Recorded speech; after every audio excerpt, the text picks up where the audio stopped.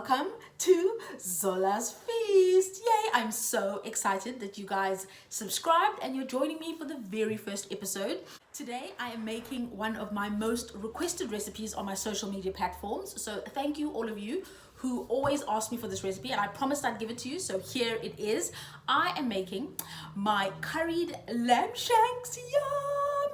And I'm serving it with herb Uphuthu. It's so delicious and absolutely so simple because I'm all about keeping things really simple. First things first, let me take you through the ingredients. Of course, you're going to need lamb shanks per person. Then the spices. Here we've got chili flakes, cardamom pods, star anise, ground coriander, ground cumin, chili powder, curry powder, chopped garlic, grated ginger, sliced onion, and some fresh thyme. Here I've got tomatoes, fresh tomatoes that have just been pureed. Here I've got some beef stock. You could use lamb stock if you wanted. You could also just use water. Seasoned lamb with salt and pepper.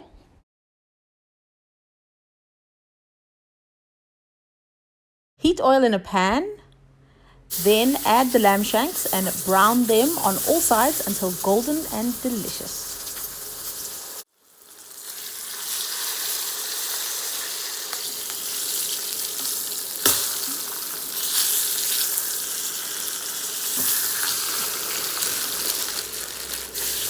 Add your onions and your herbs and saute until softened and browning on the edges.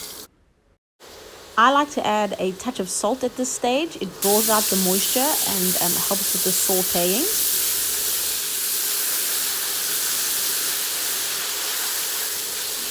Once your onions are browned, add all your spices and your ginger and garlic and then saute over low heat until everything is golden and starting to smell delicious.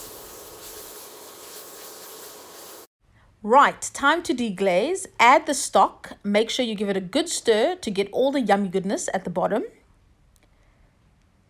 Then add the tomatoes. Give it another good stir. Make sure everything is combined. Cover with a lid and leave to simmer.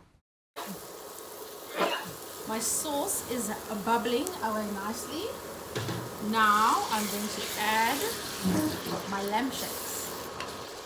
Return the lamb shanks to the pot. Then cover and leave to simmer for about 3 hours.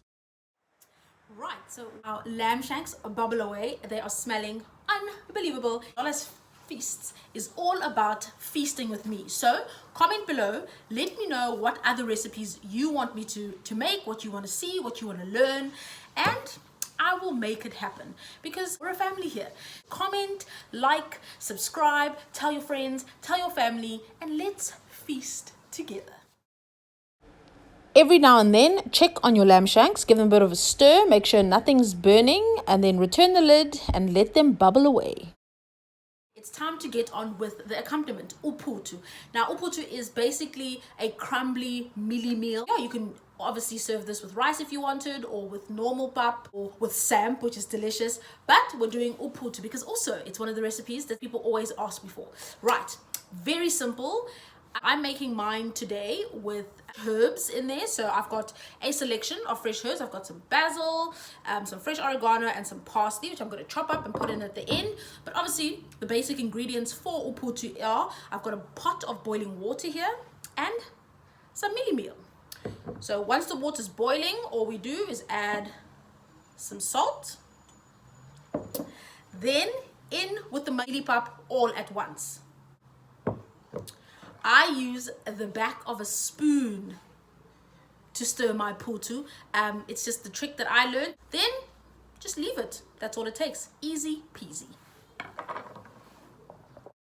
Once all the mealy meal is stirred in, cover the pot and leave it to simmer over low heat. Remove the herbs from the stems and then give them a good chop.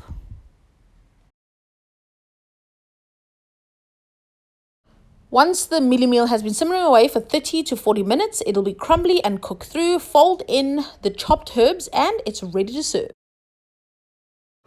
The lamb has been bubbling away for a few hours now and it's looking So spectacular. The aromas, oh, so good. It's tender, it's coming off the bone. All that's left now is to dish it up. Yum.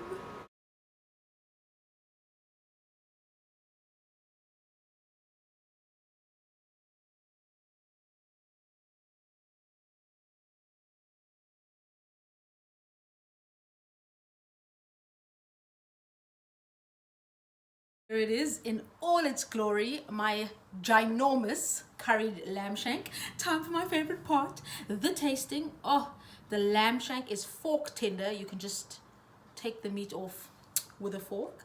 Get some of that herb Uphuthu in there.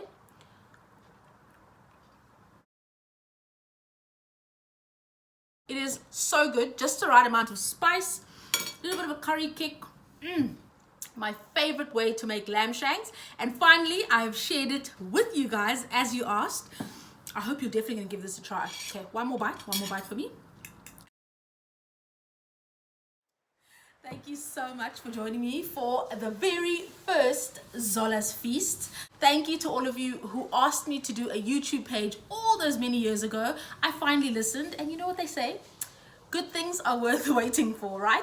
So this is all about you, so I'd love to hear from you. Comment below, tell me what you thought of the recipe. Let me know if you're going to try it. Give me suggestions of what else you want me to cook, what you want to learn. This is a family, so join the family, comment, let me know what you want me to cook. See you next time for another delicious feast.